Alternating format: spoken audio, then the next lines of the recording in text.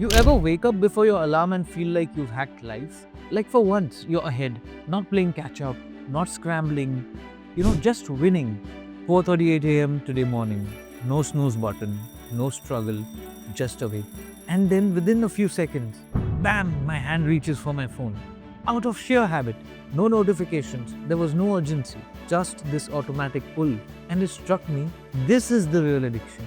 Not caffeine, not junk food, not even Netflix. This mindless scrolling, endless distractions. Every time we reach for our phones, we're not just checking for updates. We're trading something in. We're trading in focus, our progress, and our greatness. And today, I wasn't having it.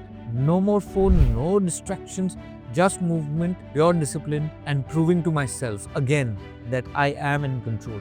Let's get into it. Hey guys, I'm Prateek. I'm not a fitness guru, nor an influencer or a productivity geek. I'm just an ordinary guy trying to create an extraordinary life. How? By implementing lessons from powerful books. That's what this channel is all about. Real life action. No theory, no fluff, just straight up action-packed advice that can significantly improve your life. And the first book that I'm going to implement is The 5 a.m. Club by Robin Sharma. Why? Well, because if I can master my mornings, I can master my days. And if I can master my days, I can master my life. At least that's what the book says. Let's see if it is true. Started my first segment, the move segment. There was no rush, there was no panic. Just me, my warm water with some lemon and honey, and that quiet moment before the world wakes up. Then headed straight to the gazebo, my training ground. I started with, as usual, my mobility warm-up. Kind of to wake up the machine. Opened up the joints, light stretching, nothing crazy, just enough to remind my muscles it's go time. The temperature had actually dropped overnight, and I knew that if I didn't warm up properly, my body would punish me later. Then came the dynamic warm-up, which was really a heart racer. I did 30 high knees and then 10 reps each of mountain climbers, cat-cow stretches, down dog to cobra, squats, burpees, and something called as standing scales. It was the first time I was doing these, and I'm sure I must have looked ridiculous because balancing, that's not my strength. After this, I did about 20 archer push-ups. This is a progression exercise in really achieving the ability to do one-hand push-ups. I did fairly well, but I think by the last 2 or 3 reps, my hands were starting to give up. And then came the deep squat hold test. So I had to hold my deep squat for about 1 full minute. That was the actual hold. I remember last time, a few videos ago, I could barely do it for 20 seconds. But today I managed 45 seconds. Still painful, still humbling, but definitely some progress in there. And then came the baddest interval session. It was a war of endurance. This was the real workout. So I had to do 5 sets of the following exercises. 10 burpees, 16 dumbbell cleans, 10 high knee jumps, and 20 plank leg lifts.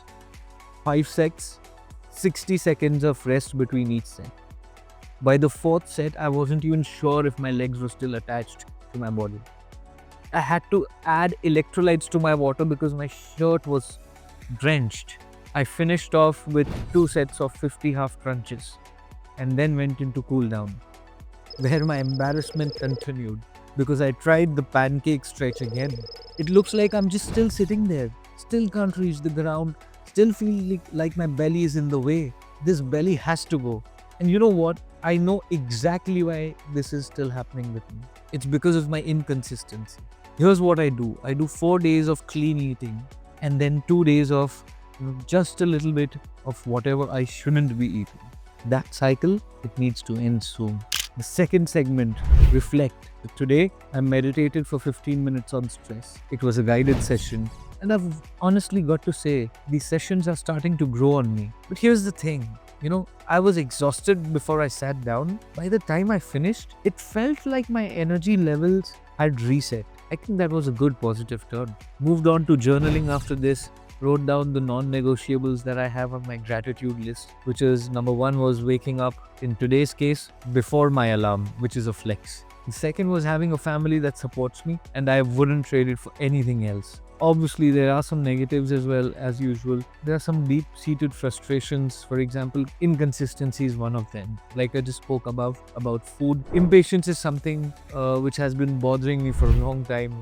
Because like everybody else in this world, I want results fast. And when they don't come on my timeline, it causes frustration. And maybe that's the thing. Maybe the universe is trying to teach me that it doesn't run on my schedule. Maybe the real test is trusting the process while still staying disciplined. So that was all on reflect. And then I moved into the grow segment while reading the 5 a.m. club. And now going back to a point that I made earlier in the video. Ever notice how every moment of boredom gets filled with a screen? Standing in line, check the phone. Traffic light, check the phone. Even mid-conversation, glance at the phone. We are addicted. And the worst part, we call it normal. The 5 a.m. club said it best. The world has trained you to be distracted. But no one succeeds by being available to everything. Every second we spend scrolling mindlessly is a second we could have spent building something real. A skill, body, life. And let's be real, most of us aren't looking at anything important on the screen. We're just consuming, we're just watching, comparing, shopping.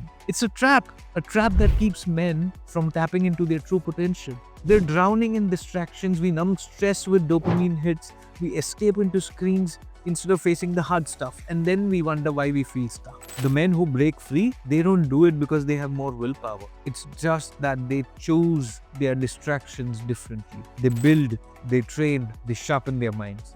They stop being consumers and start being creators.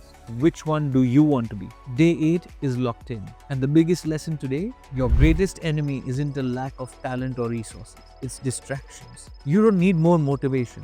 You need less noise. If you've ever felt like your focus is slipping, if you know you're meant for more, but keep getting pulled into the doom scrolling, drop a no distractions in the comments. And if you're serious about reclaiming your time, hit subscribe. We're just getting started on this journey. Because tomorrow morning at 5 a.m., we meet again.